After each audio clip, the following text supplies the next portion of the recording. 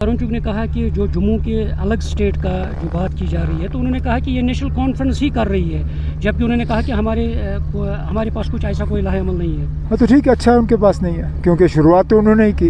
अब मैं उनके किन किन एमएलएओं का नाम लूँ जिन्होंने ये शोशा चलाया। अब अच्छा है अगर तरुण चुग ने कहा है कि ये उनका मौक़िफ़ नहीं है।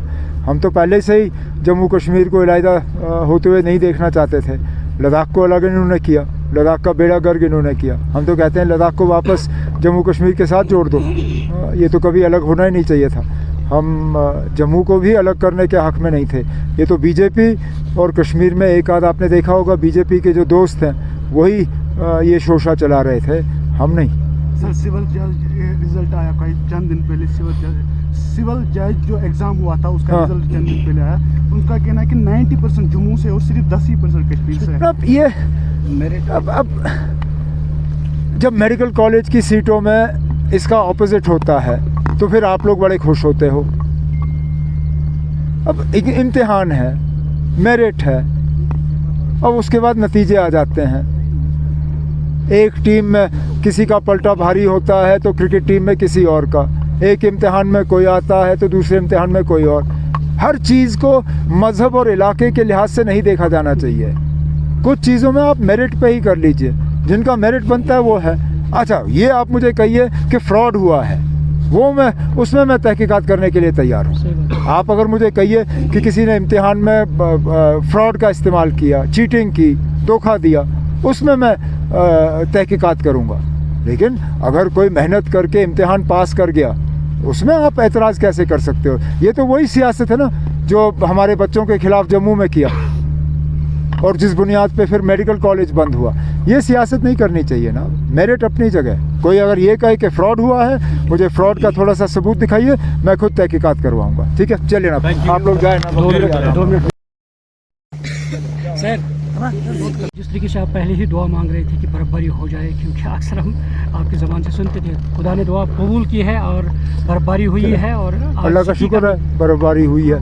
मैं वही देखने आया था, क्योंकि बीच में कुछ शिकायतें आई कि बर्फ़ को हटाने के हवाले से या बिजली के रेस्टोरेशन के हवाले से, तो वो देखने आया मैं। और यहाँ पे पिछले दिनों गुलमर्ग के लिए एक नया स्की लिफ्ट का जो इनॉग्रेशन हुआ वो चेक करने आया हूँ। इसमें कुछ खामियां हैं, अब अफसरों के साथ बैठ के उनको अब दुरुस्त किया जा रहा है। लेकिन बड़ी बात यह है कि बर्फ़ पड़ी, अभी तक तो जनवरी सारा सूखा पड़ा हुआ था। इस बर्फ़ से एक तो टूरिज़म से हमें बहुत फ़ायदा मिलता है, क्योंकि बहुत लोग बर्फ़ का ही इंतज़ार कर रहे थे, अब वो आना शुरू कर रहे हैं। और गर्मियों में अगर हमें ये बर्फ़ नहीं मिली होती, अभी गर्मियों में पानी की बहुत सख्त किल्लत रहती। तो अल्लाह का शुक्र है कि बर्फ़बारी शुरू हुई है। 26-27 को और बर्फ़ की उम्मीद है, और अच्छा है। सर, जो ये ड्रैग लिफ्ट है, क्योंकि एशिया का लॉन्गेस्ट हाईएस्ट है, तो कब तक ये आप शुरू होगा? और हाँ, मैं तो सोच रहा था कि अभी चालू होगा, लेकिन जैसे मैंने कहा इसमें एक आध चीज़ दुरुस्त करने की ज़रूरत है। तो शुक्र है मैं खुद आया, नहीं तो पता नहीं ये चला पाते भी नहीं। लेकिन मैंने इनसे कहा हुआ मेरे जाने से पहले मैं देखना चाहता हूँ कि ये चले, तो मैं यहाँ से अभी इनके पीछे लगा हुआ हूँ। उम्मीद करता हूँ कि 1-2 घंटे में ये जो है इस्तेमाल करने के काबिल होगा। लेकिन अभी तक मुझे अफसोस है कि अभी तक ये कर नहीं पाए। सर, अब हम उम्मीद करते हैं कि खेलो इंडिया के इवेंट भी होंगे आप गुलमर्ग में, क्योंकि बर्फबारी हुई है। होने चाहिए। पिछले साल आपको याद है 3 बार हमें पोस्टपोन करने पड़े, क्योंकि वक्त पे बर्फ़ हमें मिली नहीं। इस बार चिले कलान में ही बर्फ़बारी हुई है, तो अब खेलो इंडिया गेम्स भी जो हैं हम ठीक तरह से ऑर्गेनाइज़ कर सकेंगे। सर, इससे पहले आपने कहा कि हम समर के लिए आर्टिफिशियल स्लोप्स तैयार करेंगे, क्या उसमें कुछ पेशरफ्त तो हुई है? अभी तो कहा ना, अभी तो बजट तैयार होना है। वो तो अभी उसके बारे में हमने सोचा है, बात की है। आगे जाके अब उसके लिए हमें तैयारी करनी होगी। अब देखते हैं कितना हम उसके लिए बजट में रख पाएंगे। बजट की आपने बात की है, क्या इस बार आवाम दोस्त बजट होगा? और पिछली बार भी था, आगे भी होगा। लोगों की बनी हुई हुकूमत है। पिछली बार भी हमने कई इक़दाम उठाए लोगों को एक राहत पहुंचाने के लिए, आगे भी करेंगे। सर, आप पावर मिनिस्टर हैं, कश्मीर के पहाड़ी इलाकों में इस वक्त काफ़ी ज़्यादा जो बिजली की किल्लत है, तो इसके हवाले से क्या ना मौसम के नुकसान के वजह से सिस्टम में काफ़ी ख़राबी आई।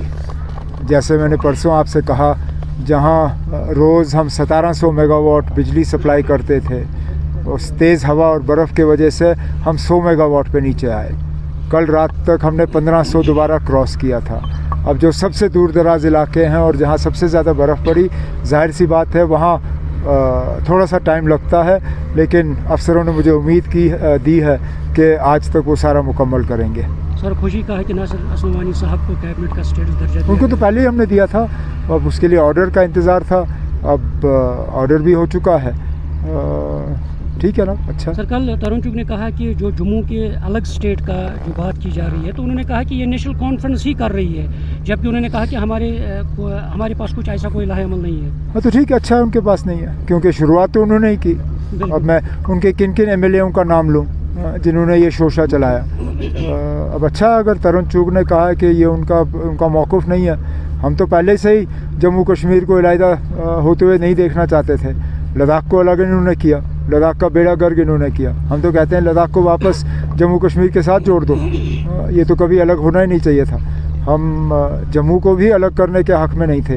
ये तो बीजेपी और कश्मीर में एक आध आपने देखा होगा, बीजेपी के जो दोस्त हैं वही ये शोशा चला रहे थे, हम नहीं। सर, सिविल जज रिजल्ट आया कई चंद दिन पहले। सिविल जज जो एग्ज़ाम हुआ था उसका हाँ। रिजल्ट चंद दिन पहले आया। उनका कहना है कि 90% जम्मू से और सिर्फ 10% कश्मीर से है। अब ये अब जब मेडिकल कॉलेज की सीटों में इसका ऑपोजिट होता है तो फिर आप लोग बड़े खुश होते हो। अब एक इम्तिहान है, मेरिट है, अब उसके बाद नतीजे आ जाते हैं। एक टीम में किसी का पलटा भारी होता है तो क्रिकेट टीम में किसी और का, एक इम्तिहान में कोई आता है तो दूसरे इम्तिहान में कोई और। हर चीज़ को मज़हब और इलाके के लिहाज से नहीं देखा जाना चाहिए। कुछ चीज़ों में आप मेरिट पे ही कर लीजिए, जिनका मेरिट बनता है वो है।